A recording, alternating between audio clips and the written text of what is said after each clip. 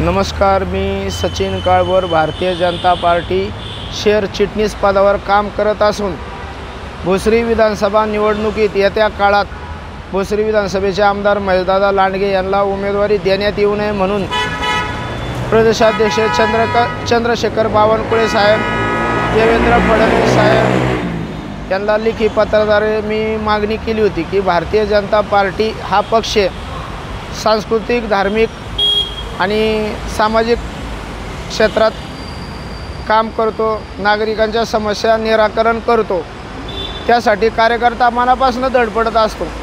गेल्या काळात महेशदादा लांडगे यांनी भोसरी विधानसभेला ज्या आखाड पार्ट्या ठेवल्या, करोडो रुपये खर्च केले। भारतीय जनता पार्टीची संस्कृती नाही मटण दारू पार्ट्या ठेवणं, आखाड पार्टी ठेवणं, तिथं मटणाचे खानावळी घालणं, हजारो लोकांनी त्या जेवणाचा हे घेतला नाही का, सहभाग घेतला। पण एकंदरीत सांगायचं झालं तर भारतीय जनता पार्टीची हिंदू संस्कृती आहे, हिंदू संस्कृतीनुसार काम करतो आपण। त्यासाठी आपण समाजात मनापासून काम करत असताना लोक विचारतात आम्हाला की बाबा हे महेशदादाने आखाड पार्टी ठेवली, त्याचा काय लाभ? तर आम्हाला उत्तर देता येत नाही की बाबा भाजपची संस्कृती नव्हती, नवीन कुठनं यांनी सुरू केलं बाबा आखाड पार्टीचं। आता तो आखाड पार्टीचा मुद्दा जाऊन देतो, त्याचा खाजगी मुद्दा आहे नाही का।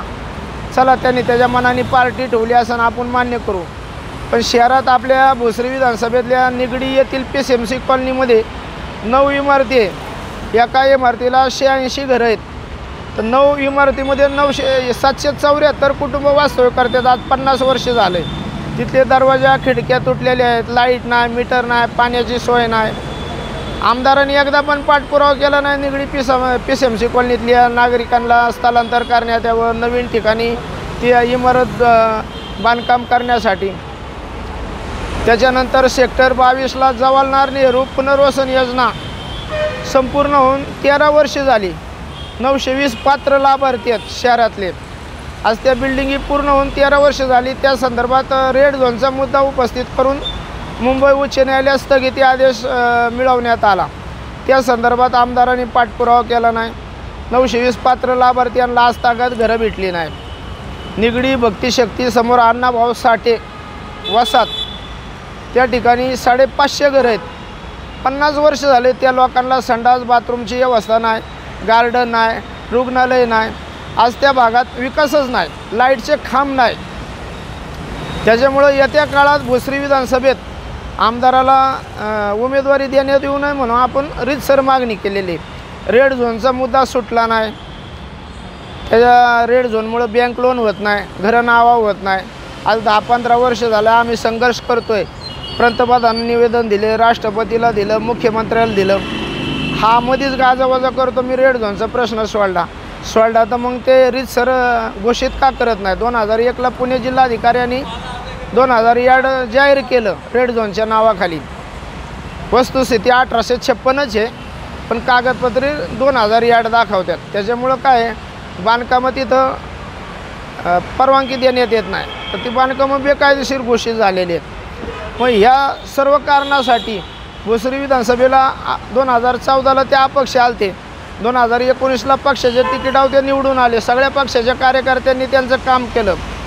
शहराध्यक्ष शंकरभाऊ जगतापचा ते फोटो लावत नाही, प्रोटोकॉलनुसार अध्यक्षाचा फोटो लावला पाहिजे कार्यक्रमाला, सांस्कृतिक, धार्मिक किंवा राजकीय। कुठल्या फ्लॅक्स बोर्डवर शहराध्यक्षाचा कार्यकर्त्यांचा फोटो लावत नाही। आता काल परवा त्यांनी आघाड्या जाहीर केल्या भोसरी विधानसभेच्या, पण शहराध्यक्षाचा सहभाग नव्हता। शहराध्यक्षांनी पत्र दिलं, पण काय होतं, काही गोष्टींमुळं थोडं दूषित वातावरण झालं। तर त्या संदर्भात आपण पाठपुरावा करतो की बाबा आमचा कार्यकर्त्यांची मागणी मान्य करण्यात यावी। चंद्रशेखर बावनकुळे साहेब, फडणवीस साहेब यांना प्रत्यक्ष निवेदन देण्यात आलेले। आता वरिष्ठ काय निर्णय घेतात त्याच्यावर बघू। जडेजा साहेब येऊन गेले, त्यांनी आढावा घेतला, त्यांना सगळी खात्री झालेली आहे काय आहे काय नाही। विधानसभेत आता काय होईल त्याचं चाललंय चर्चा। उमेदवारी मिळू नये यासाठी मी ठामे आणि इतर कार्यकर्ते, जुने पक्षाचे जे कार्यकर्ते, भगवान मनसुखे, बाळासाहेब घावाणे आहेत किंवा इतर जे कार्यकर्ते आहेत शहरातले भोसरी विधानसभेतले सगळे ठाम आहे, मी एकटाने सगळे.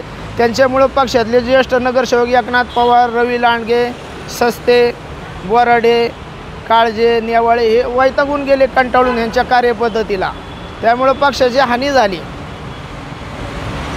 नकार नाही, उमेदवार बदलाव म्हणून आपण मागणी करतोय की भोसरी विधानसभेत यांना उमेदवारी नको, नवीन पक्षाचा कार्यकर्ता द्या, आपण त्याला प्रचंड बहुमताने निवडून आणू, अशी सगळ्यांची मागणी.